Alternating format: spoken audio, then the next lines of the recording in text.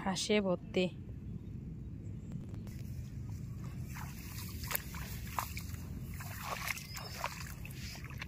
ধানের থেকে মনে হয় ঘাসে বেশি হয়েছে।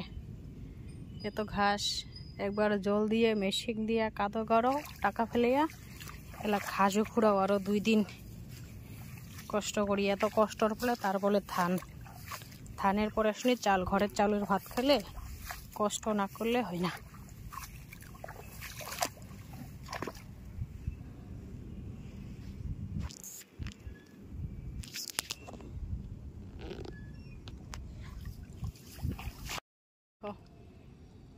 মাও দিয়ে খুঁড়ি হচ্ছে, মেয়ে দিয়ে খুঁড়ালুম।